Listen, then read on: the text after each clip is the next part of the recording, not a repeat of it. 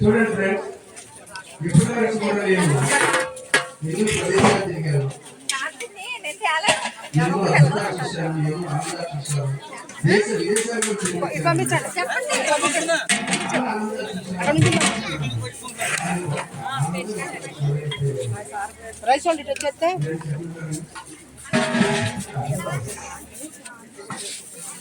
ఎన్నో ప్రదేశాలు చూశాను, ఎన్నో హృదయాలు చూశాను. కానీ కూర్చున్న నదిలో ఉన్న ఆనందం చూడాలి.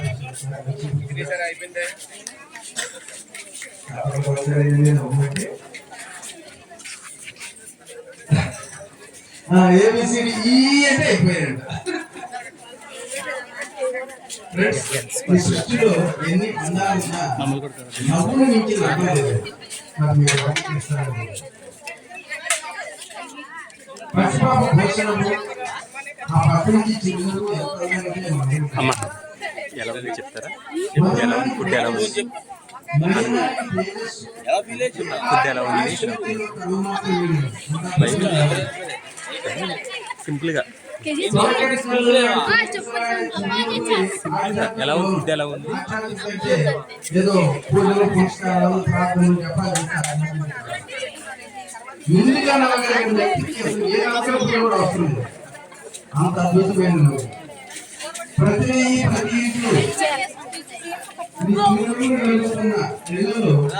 వీళ్ళతో వచ్చారండి. అమ్మ ఎవరిని ఫుడ్ ఎలా ఉంది చెప్తారా? నువ్వుంటే నీ చిరునవ్వు, నువ్వు ఎక్కడున్నా నీ చిరునవ్వే గుర్తురావాలి. అప్పుడే నలుగురు మనిషి కాగలంటారు. అంత అద్భుతమైన చిరునవ్వు. మరి ఆ చిరునవ్వుని తర్వాత ఫ్రెండ్స్ తర్వాత ఎలా చిరునవ్వు నిర్మించాలి? ఆ నవ్వులు కూడా నవ్వు నవ్వు వచ్చిన నవ్వు మా పెద్ద చెప్పారు. మీ సార్ ఎక్కడున్నారమ్మా? సార్ ఎక్కడున్నారు? సార్ మేడం వచ్చారా?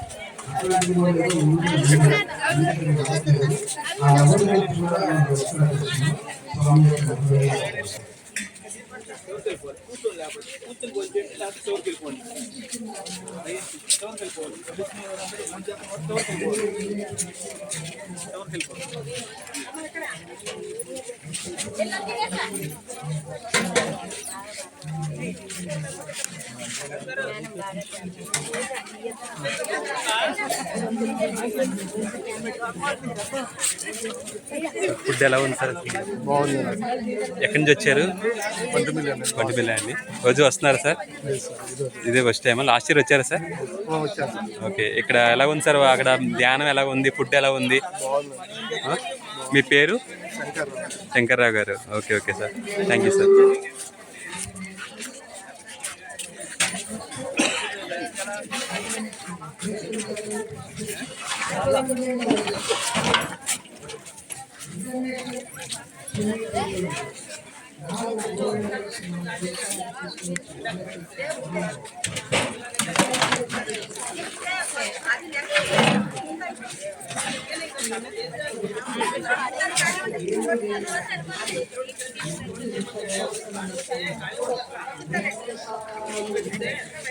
రైస్ వెళ్ళిపోయిందమ్మా. ఆడిస్తుంది అమ్మమ్మ.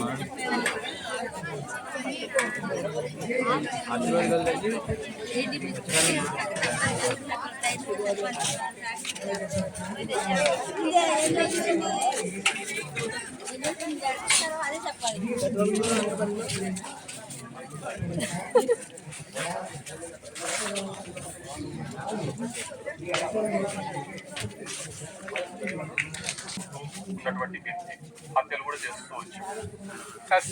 SIT in meditation for few years. లేచాక రామాయణం అనే గొప్ప మహాకావ్యాన్ని అందించడం జరిగింది. ఈరోజు భారతదేశంలో ఆదర్శ పురుషుడు ఎవరు అంటే రాముడు అని చెప్పేసి అంటున్నారు. ఎవరితో వచ్చినా కానీ మగవాళ్ళు రాముడిలాగా ఉండాలి, గొప్పగా ఉండాలి, అందరితో స్నేహపూర్వకంగా ఉండాలి, తల్లిదండ్రుల మాట వినాలి, గురువుల మాట వినాలి అని చెప్పి ఆయనతోనే పోల్చడం జరుగుతూ వస్తుంది. రైట్. ఈవెన్ యేసు ప్రభువు కూడా ఆయన్ని చంపేసే ప్రయత్నం చేశారు మహమ్మద్ ప్రవక్త పుట్టినప్పుడు. సో ఆయన మార్క్స్ పుడతాడు, ఆయన ప్రపంచాన్నే మార్చబోతున్నాడు అని చెప్పి ఆకాశవాణి పలకగా అక్కడ ఉన్నటువంటి రాజు ఎప్పటికప్పుడు ఇన్ని చంపేసే ప్రయత్నాలు చేస్తూ ఉండగా తప్పించుకుంటూ ఉన్నారు.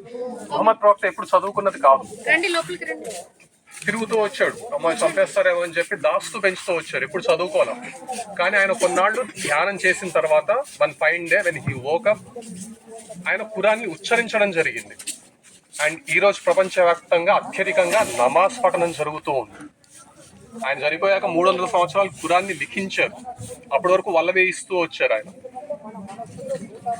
సో ఈ విధంగా ఎవరి చరిత్ర చూసుకున్నా గానీ ధ్యానం ద్వారా ఉన్న స్థాయి నుంచి ఉన్నత స్థాయికి చేరడానికి అవకాశం అనేది ఏర్పడింది. మనకు రోజు 1 డేలో 65,000 థాట్స్ వస్తూ ఉంటాయి.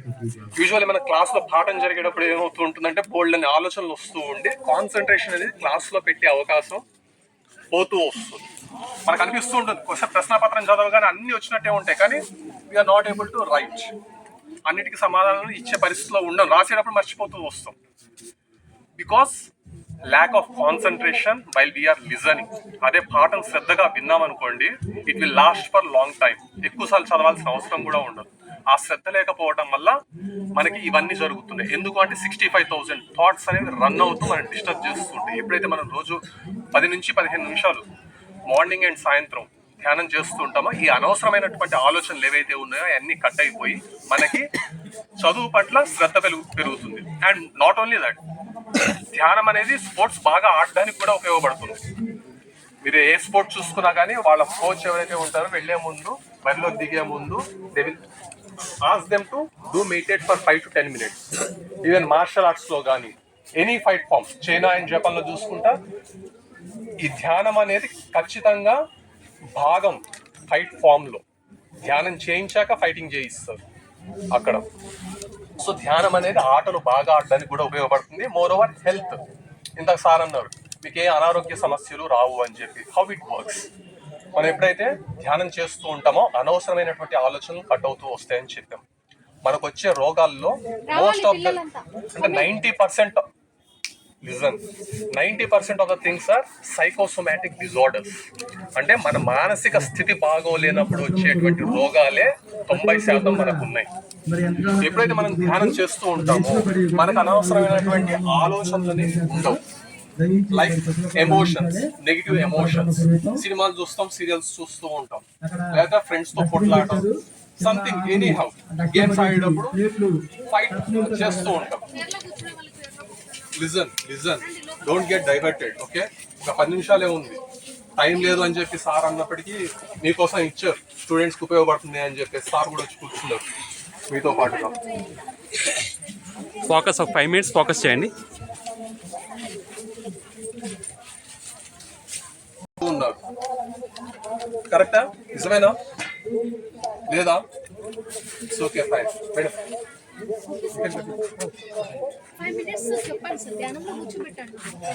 సో అందరూ ధ్యానంలో కూర్చోండి, నేను చెప్పే పాయింట్స్ ఏవైతే ఉన్నాయో అవి వింటూ ఉండండి. Okay, class your fingers.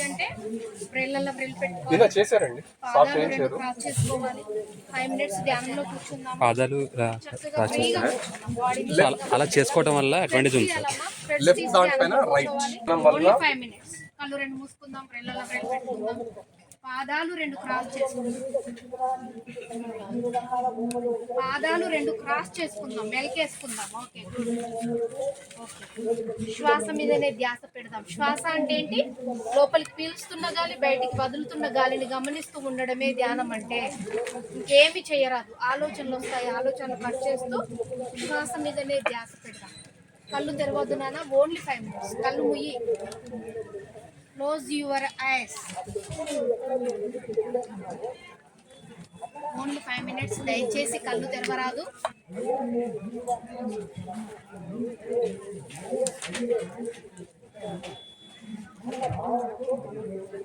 మీ లోపలికి మీరు ప్రయాణం చేయడమే ధ్యానం అంటే.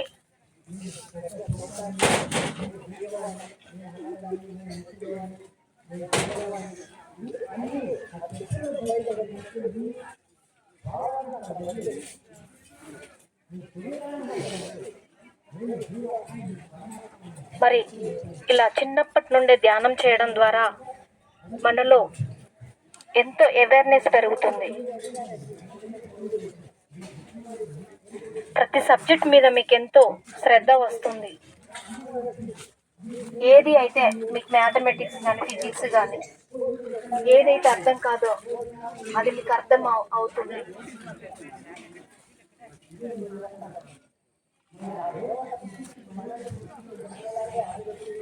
ఏమి ఆలోచించరాదు, ఏమి ఊహించరాదు. ఆలోచనలు వస్తే ఆలోచనలు కట్ చేస్తూ శ్వాస మీదనే ధ్యాస పెడదాం.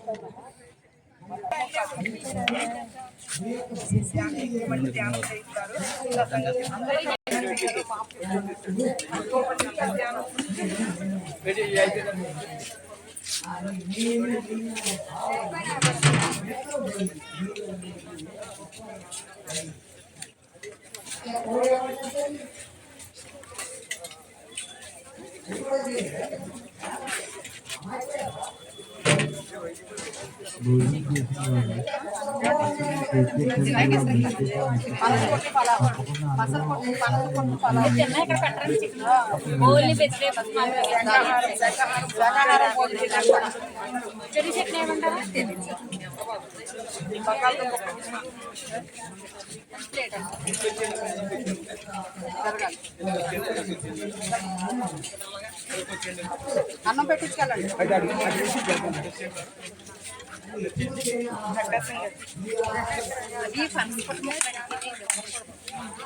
ప్రకాష్ గారు అందరూ కొత్తోళ్ళు వచ్చారు, భాగ్యలక్ష్మి పంపించండి.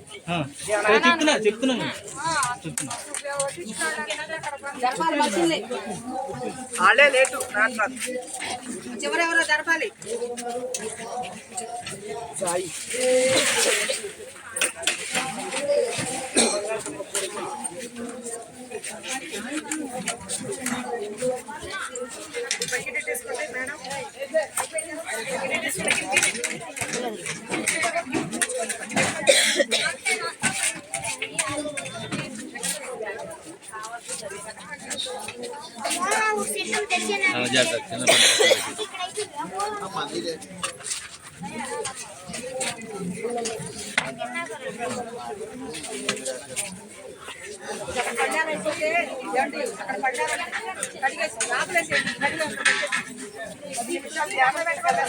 అందరూ కూడా అక్కడ సాఫ్ చెప్తుంది ఎలా చెయ్యాలి.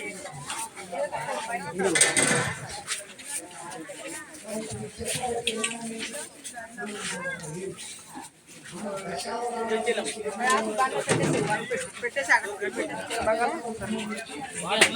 టేబుల్ మీద ఉన్నాయి. డస్ట్బిన్ లో ఆగు పడేసి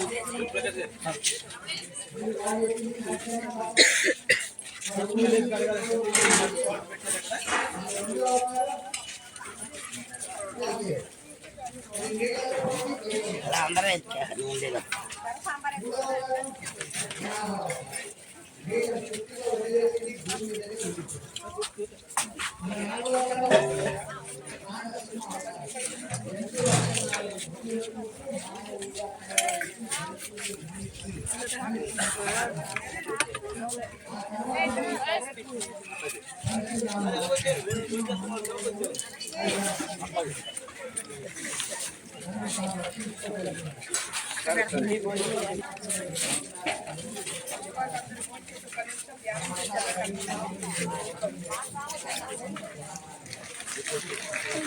మేడం ఇది వచ్చింది మేడం.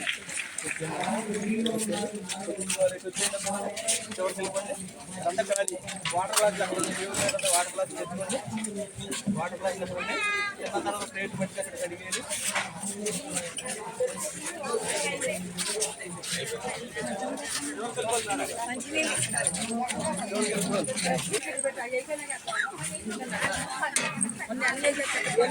ఒకటి